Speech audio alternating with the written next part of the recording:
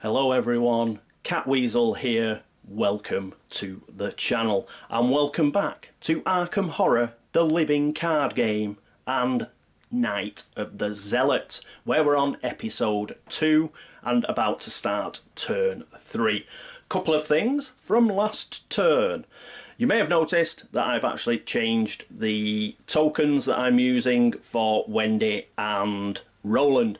The reason for that is the mini cards that you get with the game, these are fine, perfectly fine, but they are a bit big, so when I've got them set up like that, they are covering more of what is a foreshortened play area. So I thought I'd use the smaller tokens. As long as we know who the person is, then fine. So that's why I've used the smaller tokens from Arkham Horror. There's another reason why I've used the smaller tokens from Arkham Horror. I could have used the ones from Eldritch, but Roland, I prefer Roland's artwork in Arkham Horror. I mean, look at him. He looks like a G-man there. He looks like a 12-year-old here, dressed up as a private investigator. So he does look more the part in the Arkham Horror actual artwork. And similarly for Wendy, I think in the Arkham Horror artwork, she does look a bit more... She looks sad, but determined. Whereas here, it's all a bit, She reminds me of Mavis Riley. Oh, but Rita. And it's all, And I much prefer the sad but determined as to the sad but wan. So we will swap those over. But the main reason is because they are slightly smaller. Right, so that is that change. Other than that, obscuring fog. Now, I have checked on the internet, and other than a few questions about does it double up in a location and, you know, card game DB where they just actually tell you what the card says, there's nothing around what I actually asked about, which was, can you get rid of it after you investigate? I'm going to go with what the card says in lieu of there being nothing on the internet about it. There's nothing that anybody's brought up. So the card does say if you do a successful investigation you can get rid of it, so we will stick with that. It's not to say in the future they might not change around, or it might happen to somebody else and then it'll come round and they'll say no, you've got to get rid of all the clues, in which case, well, tough day. we've run roughshod over it, but I don't think it's going to be a problem. I think it is right. It just, when you read the card, that is just what it sounds like to me, so that's what I'm going to go with. Anything else? No, I think... Oh, yes, one thing. Schrodinger's cat and shuffling between drawers. Had a few comments about what I do. I do shuffle between drawers, and I've been doing it for a while now, not just in this game. I do it in other games. And the reason is, I made a bit of a rod for my own back at one point where I called a few cards and then flicked them over and they were exactly the cards. Elder signs mostly, I think, in Arkham Horror. And I not only did it once, I did it a few times. Though, if you go and watch, I think it's, what is it, Kingsport Horror that I did, There's Something in the Mist, episode 7, The Finger of Power, that's a good one. And, which... Actually, ironically enough, I actually ended up losing the game. But, oh, I should have said spoiler there, but never mind. Just pretend you didn't hear it if you go and watch it. So, what happened, I did get an email, and I had a few inferences about, shall we say, my honesty. And I thought at the time, tell you what, why don't I just do a shuffle before I pick one? What's the big deal? I'll just do that. It's a quick and easy fix, and just left it at that. I've been doing it. That's the way it's been until now. I think the only deck that I don't shuffle is the Mythos deck in Eldritch Horror, and the reason for that is it is a set deck, so as soon as you pick it, you're stuck with it. So I didn't actually shuffle that one. But in this actual game, with it being more of a card game, did have a few comments about you shouldn't shuffle in between draws. Now, there was a good point on one of them. One of the good points is sometimes you have to put one of these cards at the base of the draw deck, in which case then it becomes a set deck. Yes, so fine, I would have stopped shuffling then. But there was another discussion about, like, when you're starting shuffling, you're changing the nature of the deck all the time. Well, yes, obviously. But the idea was to show that it was a random draw. And the discussion then was around, well, you shouldn't really, like, re-randomise the deck because, like, for some sort of idea that it should be set in stone from the beginning, which I'm not too sure about, and I'm still not too sure about. The way I look at it is science. As I say, Schrodinger's cat, this is, you know, a quantum superposition, if ever there was one. Yes, that deck of cards, any one of the cards in that deck could be at the top. That's quantum, yeah? It doesn't become what it is till you flip it over. It's, in essence, what quantum mechanics says. Sort of thing that really bends your brain. And the fact it's cards and not like, what is it, an emitted particle of light going through a, like, grill or something like that, doesn't change the fact that it's not what it is till you flip it over. It's not to my mind, anyway. But, you know what? The whole discussion caused me to think of why I did it in the first place. So while I don't agree with the actual arguments about the deck and chance and stuff like that, I thought, well, why am I doing it anyway? Just because somebody on the internet who I don't even know, like, you know, had the was very pleasantly asked me whether I was cheating or not. And I thought, well, you know, why bother? Why bother because of that? Why am I that bothered? As I say, at the time, I was just thinking, oh, it's a quick fix for it. But thinking about it, and this discussion made me think about it, I thought, sod it, yeah, why should I do that? You know, if people don't think that I'm playing the game correctly or that I'm somehow cheating, then that's fine, you know. And if you want to leave the channel or stop watching, that is perfectly fine too. I'm not in this for subscriptions. They're nice. I always thank you for the subscriptions. I thank you for the likes and all the other stuff that I do at the end. But, you know, that's just because it's nice. It's not because it's something I crave. It's certainly something, not anything that I get money for. I don't even have adverts on the channel. I don't get a bean. I don't want a bean. Don't want anything. All I want to do is have a bit of a laugh. That's all the channel's about. I'd be playing the game solo anyway, and let's have a few laughs. It's not completely altruistic. I get something out of it. One, I get the interaction with you guys, plus I get you guys pointing out where I'm being a donut.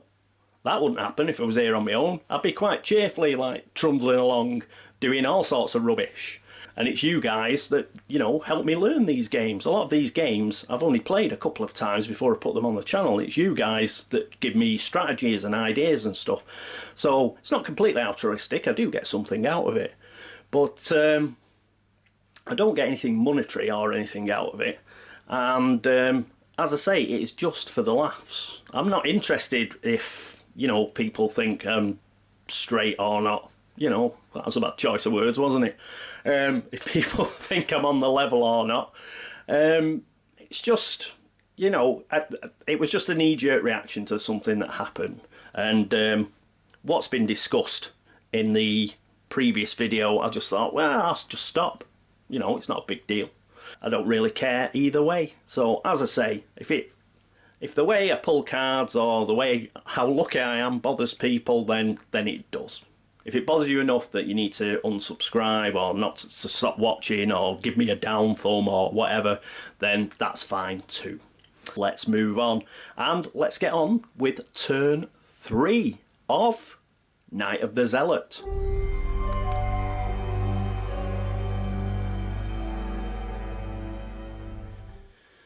And here we are. Now, this is a bit strange in Arkham Files games in that you get the laugh and chuckle phase right at the beginning. Brilliant. Get the bad stuff over with. That's what I say. So let's get on with it. First thing we've got to do is we've got to put a Doom token on the agenda. So that's up to 2. So what we could do, we get in this clue. Next, we each get one of these encounter cards. So I'll pick these. No shuffling. Let's just flick it over. Oh, rotting remains, that's nice. And this is obviously Roland. So, terror. Revelation. Test willpower, and the willpower score is 3. For each point you fail, take 1 horror. This is horrendous for Roland. No! He's only got a willpower of 3 as well. Oh, so that's a 0 or better. But it's the taking 1 horror for each point that you fail by. A sickening display of gore causes you to retch. You're glad this wasn't you. You know, this is probably that ghoul minion that he killed. It's probably split into, you know, split open. Some horrible stuff's come out. So, oh. Right, well, we need to pass this. He can't afford to lose any sanity. He's only got 5. So, is there anything we can do? At the moment, it's a 0 or better. Unexpected courage. We have 2 wilds. And we've got a willpower from the old book of law. So we'll use that, because that's all it's pretty much fit for. And we will use unexpected courage. There we go. So that will give us +3. So put us up to 6. 6 minus 3, we need -3 or better. And we get a -2. So that is a pass. Excellente. We do lose 2 cards into the discard pile. But, as I say, I really wanted to pass that. And we only just passed it. We only just passed it. So I think we'd have passed it if we'd used Unexpected Courage on its own. But if we'd used the old law book on its own, we would have failed. So that is pretty good. We can discard that now. That goes away. And who's next? It is Wendy. She gets one of these cards. A Ravenous Ghoul. Brilliant. So, what's this? 3 combat, 3 health. Oh, we're going to really struggle to kill it. And 3 to evade. Humanoid, monster, ghoul, prey. Lowest remaining health. So that is going to prey on Wendy. The sight of the thing raised the question, do we eat to live or do we live to eat? I think he looks pretty funky there, doesn't he? So he is an enemy. That is bad. That is bad. And he's always going to try and attack Wendy. That doesn't mean we can't engage him across to Roland, but whenever this guy, say it's the enemy phase, he will always go to Wendy as it stands, because she's got the least health. If you get to a point where Roland has the least health, obviously it'll prey on him. So that is pretty bad. But it's not a hunter. It can be evaded. So we'll bear that in mind. Right, put that in there. In fact, I've had an idea. If we actually pick up this clue, then we move out of the study. And I know because I've watched some things whereby I was learning the game, so I know a way we can get out of it, so that's pretty cool. Right, oh, anyway, we've got the Ravenous Ghoul. Doesn't attack, it's not the enemy phase, it's just in our threat area. So it's just turned up, which is nice. Right, so that is it for the Mythos phase. Next up, we have the Investigation phase.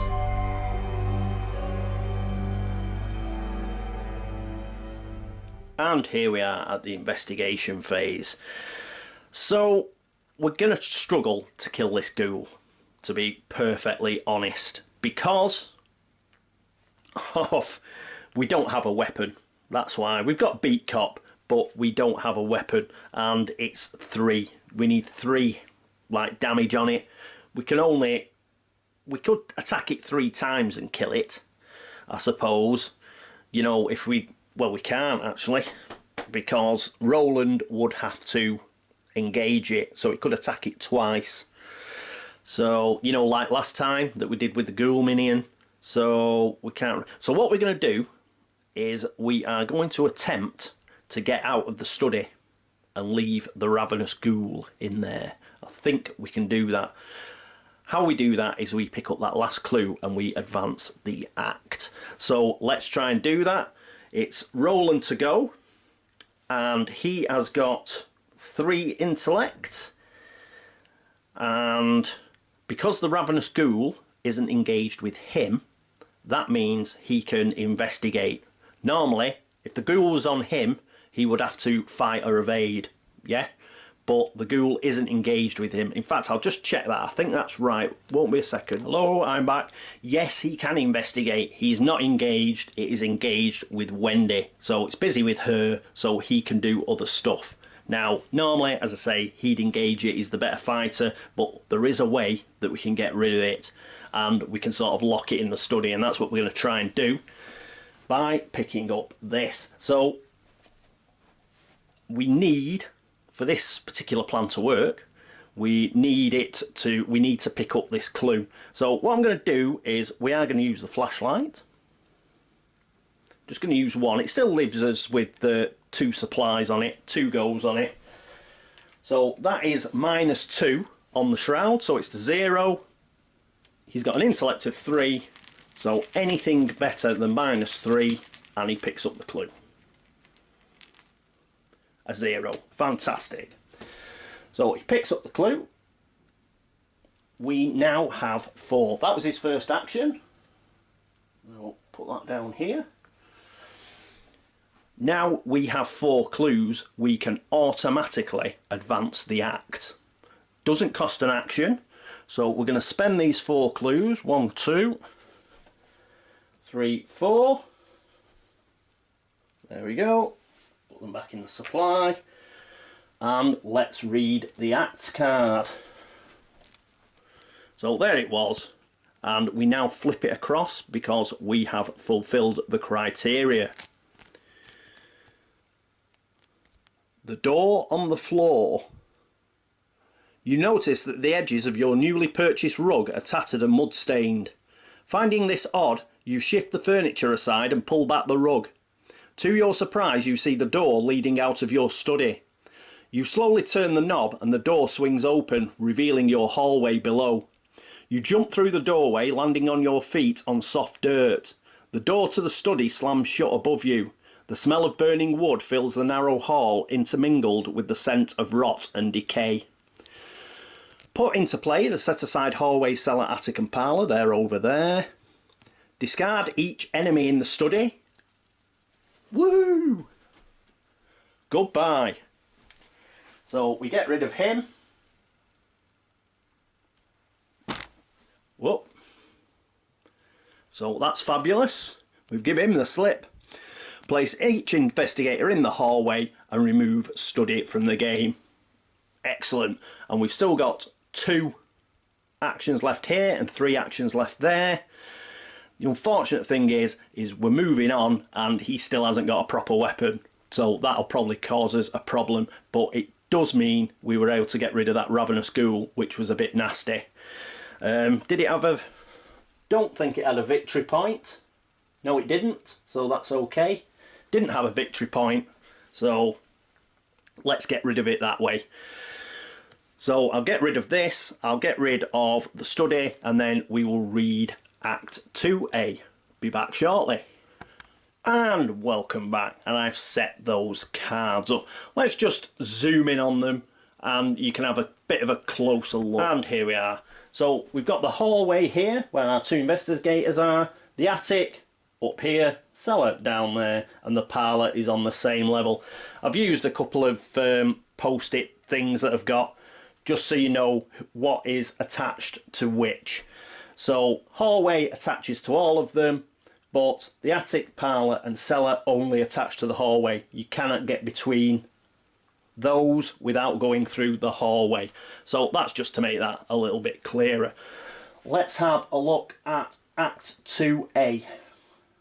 This is now coming into play, so let's have a read. A glowing barrier blocks the path to your parlour. As you move towards it, intense heat forces you to back away. Picking up a handful of dirt, you toss it at the barrier and watch in horror as the dirt incinerates. Perhaps there's something in the cellar or attic that can help. Objective. When the round ends, investigators in the hallway may, as a group, spend the requisite number of clues to advance. So Clue icon 3, investigator icon times it by 2. 2 investigators. We need 6 clues to advance this act. Brilliant. So there we go. Remember, the agenda is still on 2. That will go to 3 next turn. So then we'll flip that over, which obviously won't be as funky. Right, having put these here, one more thing we've got to do. We've got investigators at the hallway, so we can actually flip it over. So here it is unrevealed, but we'll just read it just before we flip it over. A moment of panic and disorientation strikes you as you land upon the floor of the hallway. The world spins as if turned on its head. So we flip it over. Here's the hallway, exactly the same. It's got a shroud of 1, but it doesn't have any clues. We will not be finding any clues in the hallway. The walls of your house are splattered with mud, and your hardwood floor is gone, replaced with a dirt path. Dun, dun, dun. So there we go. Oh, put it on the unrevealed side. I've made a mess of all my arrows. Right. There we go. So the hallway is back down there. Okay, let's carry on with the turn and zoom out. So, having given the ghoul the slip, we still have 2 actions for Roland. Now, what I don't like about Roland is the fact that he hasn't got a weapon at all.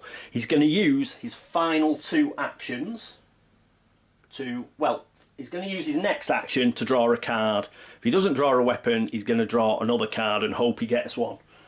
So here we go. Physical training. So an asset, you can get rid of it for willpower or a combat icon. For free, spend 1 resource, you get +1 will for this skill test. Free again, spend 1 resource, you get +1 combat for this skill test. Not bad, not bad. But you need resources to spend on it. But it isn't a weapon. We need a weapon. So he's going to draw another card as an action. And he still hasn't got a bloody weapon. Deduction. This is a seeker card. And it's an intellect icon. Its trait is practiced. If this skill test is successful while investigating a location, discover 1 additional clue at that location. Oh, cool. And it's a skill, so you don't have to sort of put it into play. You will get the extra.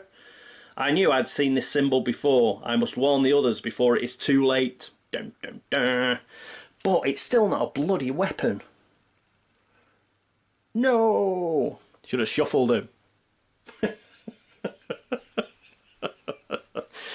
Okay, right-o. So that is his turn done. Next up, we have Wendy. Now, Wendy is going to do some moving around. Now, as I have mentioned this before, I did watch a few playthroughs of this because I was learning the game. Because of that, Wendy is going to the attic. Gets to the attic, that's a action. Once she gets to the attic, obviously we can flick it over. But just before we flick it over, let's read the text on it. So, attic. The smell of rotten meat assaults your nostrils as you approach the attic stairs. Dun, dun, dun. Flick it over. So here we are in the attic. That's a nice picture, isn't it? It's got a shroud value of 1, which is excellent. There's a number of clues here, which are 2 times the number of investigators, so that'll be 4. And forced. After you enter the attic, take 1 horror. So we've got to take 1 horror, no matter what. She is down to 6 sanity now. The bloody carcass of a malformed beast swings from a meat hook chained to the ceiling. Blood drains slowly from the carcass, dripping into a small barrel. Something that's on here that we haven't discussed before is victory 1. That is 1 victory point. So if we get all the clues off this location, at the end of the game, this card will go into our victory sort of point pile. And it will count towards experience. So if we can, let's get all the clues. But remember, the important thing is actually to not die or anything. So let's not kill ourselves trying to do it or go bonkers trying to do it. But if we can, we'll try and pick up all the clues. So that is the attic. Right, what's she going to do in the attic with her last two? Well, first of all, let's put the clues on it, because that's what she's going to do. She's going to look in the attic for clues. Because it's only one shroud, she's got 3 intellect. So let's just go for it. -2 or better. And we get a -1. So that's a good start. 1 clue. Excellent. And she's going to do... Oh, that was the second action. And she's going to do exactly the same again. -2 or better. And we get a -2. That's equal. That's fine. That is another clue. So we have 2 clues already. Excellent. That is the end of her investigation phase and the end of the investigation phase properly. Let's move on to our next phase, which is the enemy phase.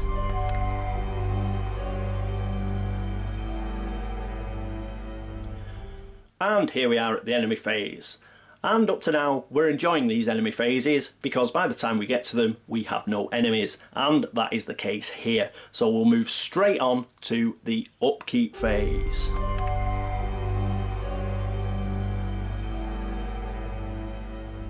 And here we are at the upkeep phase. Let's zoom in a little and we will do Roland first. Righto, so first thing we do is we reset all the actions. So we'll put all those back. Then we unexhaust any exhausted cards, but we haven't got any exhausted cards. After that, we shall draw a card and a resource. So he's up to 2 resources. Card, come on man, we need a weapon. Magnifying glass. Well, that's not too bad actually. It does help us try and find clues, but it isn't a weapon. But at least, hopefully, we'll be able to find some clues. So let's have a look at it. Only costs 1 to put in his play area, and he has the flashlight. With the flashlight, and he's going to go down the cellar, probably doesn't need the magnifying glass. It has an intellect, so we could spend it in order to, you know, improve our chances of finding a clue with the flashlight. It's an item tool and it's fast. This means we do not have to spend an action to use it. You get +1 intellect while investigating. Obviously it needs to be in play though for that. We don't just get that for it being in our hand, I don't think. What's the... A lens into the world unseen can reveal things you wish it hadn't. Well, there you go. It's still not a weapon. I think we are going to struggle if he doesn't pick up a weapon soon. Right, so that in fact, his next go, I might just have him, like, you know, cycling through his cards. 1, 2, 3, 4, 5, 6. He's got 6 in his hand, so that means that as part of the end of the upkeep phase, he doesn't have to discard any, but we really do need to find that weapon, man. Okay, next up is Wendy. And here we are with Wendy. Okay, so let's put her actions back. There we are. And she gets nothing to exhaust. She didn't use a rabbit's foot or anything. I didn't have to use a rabbit's foot in anything. Did I fail at anything? I don't think I did. So she's back up to 5 resources. And draws a card. She get manual dexterity.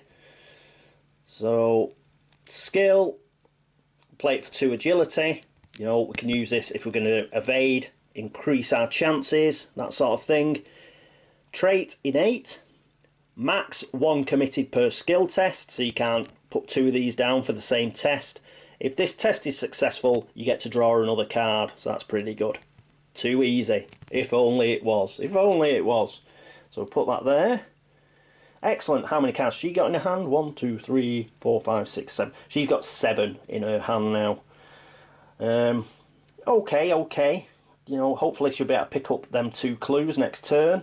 But we're going to start really running into problems. We've got that big bad that we're going to have to face. And without a decent weapon, well, we're in real trouble and we're really going to struggle. So hopefully we'll be able to find it in the next few turns. But as it stands, it's bad. And we may get, you know, we've had a couple of monsters come out already. We may get more coming out of the encounter deck. So that is it for the upkeep phase. And that is it for turn 3. What I'm going to do is I'm going to leave it there. Normally I was planning to do 2 turns per episode, but this has gone down to 1 due to having a little chat at the beginning. Went on a bit too long, as they always do when I'm doing something. So we'll just leave it to this turn, and then we will carry on at a later date. So thank you so much for watching. Thanks so much for all the likes, for all the views, for all the subscriptions. It is much appreciated. Thank you very much. Everybody who's gone across to Board Game Links to upvote the site, thank you as well. That's fantastic. And as ever, if I've made a balls up, please do let me know and I will try and fix it if I can. But otherwise, we're stuck with it. Right, so that is it for turn 3, as I say. So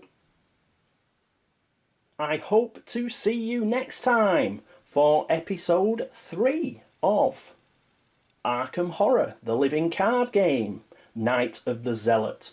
But until then, this is me, Catweazle, signing off. Toodaloo.